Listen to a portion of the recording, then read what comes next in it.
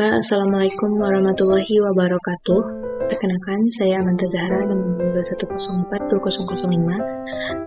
mahasiswa di mata kuliah analisis kebijakan, yang mana di sini saya akan mempresentasikan resume dari topik 9 mengenai communicating policy analysis.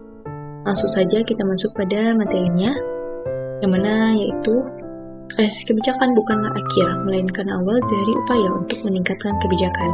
Oleh karena itu, analisis kebijakan didefinisikan tidak hanya sebagai proses menciptakan dan mengevaluasi secara kritis informasi yang relevan dengan kebijakan, tetapi juga sebagai proses menyampaikan informasi tersebut untuk memaksimalkan kemungkinan penggunaannya. Walaupun kualitas analisis sangat penting, kualitas saja tidak menjamin analisis tersebut akan digunakan oleh pembuat kebijakan. Ada kesenjangan besar antara menghasilkan analisis berkualitas dan memastikan analisis tersebut dimanfaatkan oleh pembuat kebijakan.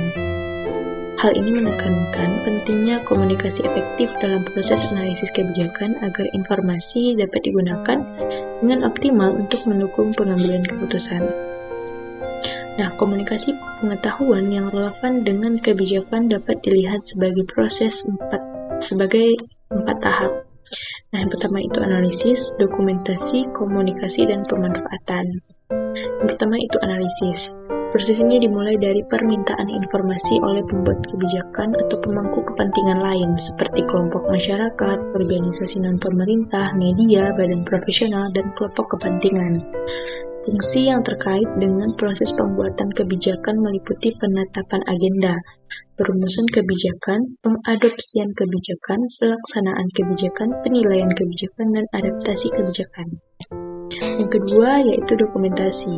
Untuk menjawab permintaan tersebut, analis menciptakan dan mengevaluasi secara kritis informasi tentang masalah kebijakan. Hasil dari kebijakan yang diharapkan, kebijakan yang disukai, hasil kebijakan yang diamati, dan kinerja kebijakan. Informasi ini kemudian dituangkan ke dalam berbagai dokumen seperti makalah isu, ringkasan eksekutif, memorandum, siaran pers, dan lampiran. Nah, yang ketiga itu komunikasi. Isi dari dokumen-dokumen dapat disampaikan melalui berbagai interaksi seperti konferensi, pertemuan, pengarahan, dengar pendapat, serta media elektronik dan sosial. Nah, pemanfaatan yaitu tujuan dari pengembangan dokumen dan presentasi kebijakan adalah meningkatkan peluang untuk pemanfaatan pengetahuan yang relevan dengan kebijakan. Nah, selanjutnya itu faktor yang mempengaruhi analisis. Penggunaan analisis. Yang pertamanya itu kualitas teknis, keandalan, validitas, dan kecocokan metode sangat mempengaruhi penggunaan analisis. Yang kedua yaitu keselarasan dengan ekspektasi pengguna. Pengguna analisis memiliki ekspektasi yang beragam tentang kegunaan analisis, serta kriteria yang berbeda dalam menilai kebenaran dan manfaat informasi. Yang ketiga itu tantangan terhadap status quo. Informasi berbasis penelitian yang menantang kebijakan yang ada seringkali mempengaruhi pengguna meskipun harapan mereka tentang kebenaran atau manfaat informasi berbeda-beda. Selanjutnya itu kendala organisasi. Faktor sosial, politik, dan ekonomi di luar proses penilaian kualitas, kebenaran, atau manfaat informasi sangat mempengaruhi cara informasi digunakan. Contohnya adalah model perubahan kebijakan seperti rasionalitas terbatas dan penyesuaian mutual partisan. Yang terakhir yaitu kemampuan untuk ditindaklanjuti atau actionability.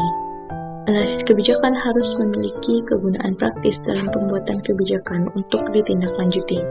Fondasi analisis kebijakan ini bergantung pada pandangan tentang pengetahuan yang berasal dari teori pragmatisme, Dewey, dan lainnya.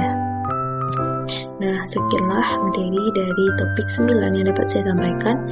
Mohon maaf jika terdapat kesalahan dan kekurangan. Saya ucapkan terima kasih. Wassalamualaikum warahmatullahi wabarakatuh.